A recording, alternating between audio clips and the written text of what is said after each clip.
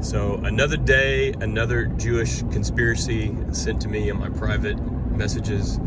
This one has something to do with, the Jews wanting to create a bunch of Epstein Islands and maybe even some economic free zones in Honduras to go rape kids. Some specific Jew in particular tried to convince Trump to take over Greenland. It was all the Jews' idea, yada yada. But what I find more and more interesting going forward is the dichotomy between how much time they're willing to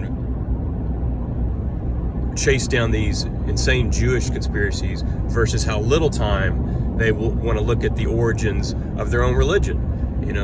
Their own perhaps conspiracy that's staring them in the face every day.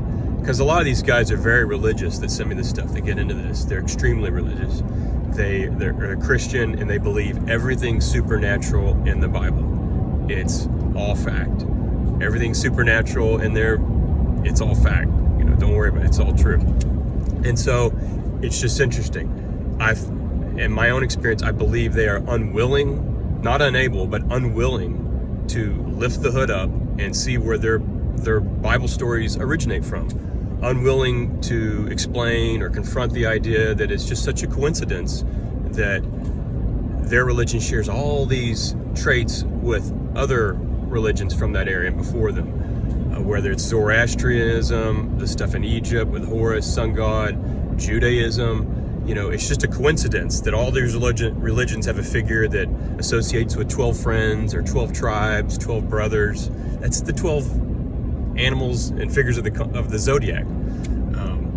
Just a coincidence that all these other religions have something where the god dies for 3 days and then is born again and then is resurrected and was crucified. Well, we can look at the winter solstice and we know what happens. The sun goes down, it seems to perhaps die for 3 days and then again arise. You used to be able to see the Southern Cross in the sky.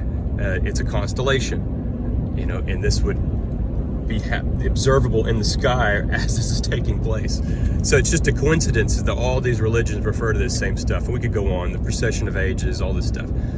So anyway, I just find that dichotomy of willing to invest so much into the insane Jewish conspiracies, but unable to examine the origins of their supernatural religious beliefs. It's very interesting.